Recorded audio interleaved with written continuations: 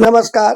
News 24 Parbhani वार्तामध्ये आपले स्वागत. मी शिवाजी चव्हाण. पाहूयात आजच्या ठळक घडामोडी. आज ग्रामपंचायत तिवटणा, तालुका सोनपेठ, जिल्हा परभणी येथे महाराजस्व अभियान राबवण्यात आले. या कार्यक्रमात महाराष्ट्राचे मुख्यमंत्री देवेंद्रजी फडणवीस साहेबांचा वाढदिवसाचा कार्यक्रम संपन्न झाला. तसेच महाराष्ट्राचे माजी उपमुख्यमंत्री स्वर्गीय अजितदादा पवार साहेबांच्या प्रतिमेस पुष्पहार घालून जयंती साजरी करण्यात आली. या कार्यक्रमाचे अध्यक्ष तिवटणा ग्रामपंचायतचे सरपंच आबाराव पैठणे होते, तर प्रमुख पाहुणे माजी उपसरपंच रावसाहेब धोंडगे साहेब होते.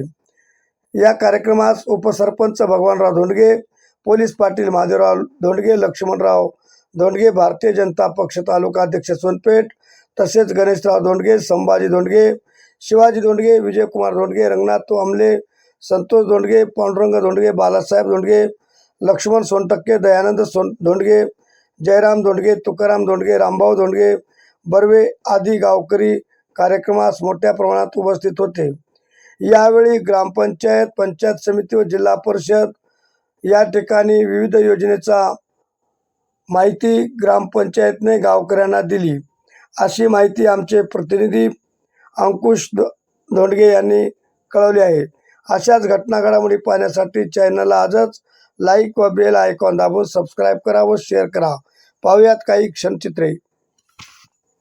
महाराष्ट्राचे दिवंगत माननीय उपमुख्यमंत्री अजितदादा पवार यांच्या जयंतीनिमित्त आज आपली ग्रामपंचायत तिवटणा, तालुका सोनपेठ येथे त्यांच्या प्रतिमेस सर्व गावकऱ्यांच्या वतीने पुष्पहार अर्पण करून आताच त्यांना आदरांजली वाहून त्यांची जयंती साजरी केली.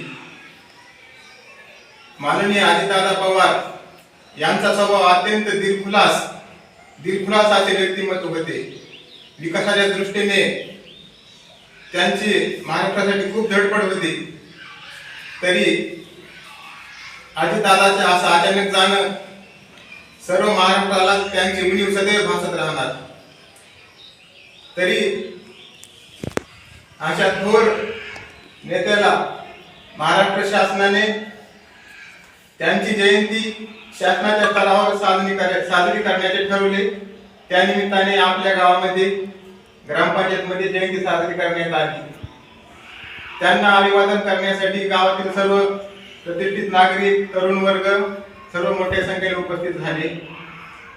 तरी दादा जरी आज आपल्यात नसले तरी त्यांच्या आठवणी, त्यांची असलेली महाराष्ट्राबद्दल तळमळ सदैव जनतेच्या मनात कायम राहील. व आपल्या सर्वांच्या वतीने दादाला आदरांजली वाहून आपण त्यांची जयंती साजरी केली. या ठिकाणी आपण सर्व उपस्थित राहिलो. पुन्हा एकदा दादाला आदरांजली वाहून जयंती निमित्त थांबतो. जय हिंद, जय महाराष्ट्र. आपल्या महाराष्ट्राचे लाडकं नेतृत्व प्रणालीचे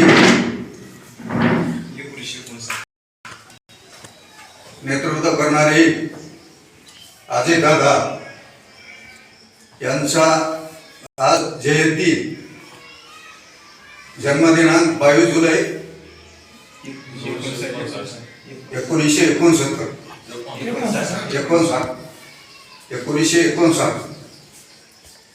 तर त्यानिमित्ताने दादा जवळजवळ आज 1 वर्ष झालं दादाचं निधन होऊन. तर त्यांचे माणसाची, थोर पुरुषाची जयंती ही का साजरी केली जाते, तर त्यांच्या जीवनामध्ये केलेल्या कार्याचा विसर पडू नये याकरता प्रत्येक राष्ट्रीय पुरुषाची जयंती ही साजरी करणे गरजेचे आहे. तद्वतच अजितदादा यांच्याबद्दल बोलायचं जर झालं तर संपूर्ण महाराष्ट्राला नव्हे तर सर्व भारतामध्ये दादाचं नाव हे अगदी प्रसिद्ध आहे. दादाचं नेतृत्व म्हणजे सर्व महाराष्ट्राला सतत प्रत्येक अडीअडचणीच्या परिस्थितीमधून जास्तीत जास्त महाराष्ट्राचं आपल्या कल्याणकारी कार्य, त्यामध्ये सर्व जाती धर्माच्या लोकांना सोबत घेऊन उत्कृष्ट काम करणे हे दादा.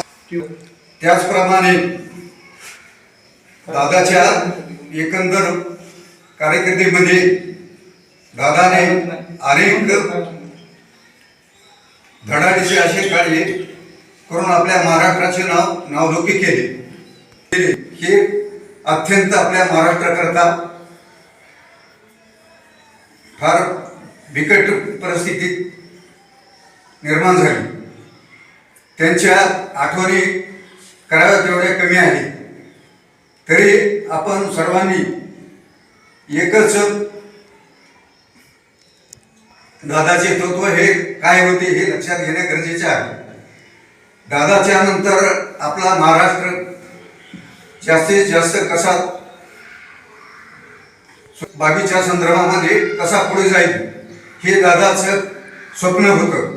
तर ते स्वप्न आपण सर्वांनी, सर्व पक्ष, जर पक्षाचे पक्षाने जर काम करायचं असेल तर दादाचे जे नेतृत्व होतं ते प्रत्येक पक्षाबरोबर दादाचे संबंध हे अगदी चांगल्या प्रकारचे होते.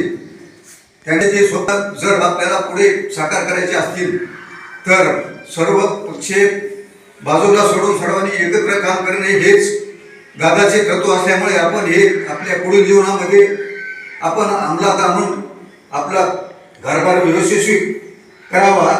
हे आजच्या खरे जयंतीच्या निमित्ताने दादांना श्रद्धांजली ठरेल. हे 4 शब्द बोलून मी माझी रजा घेतो. आजच्या ठळक घडामोडी संपल्या. पुन्हा भेटूयात पुढील बातमीपत्रात. तोपर्यंत नमस्कार.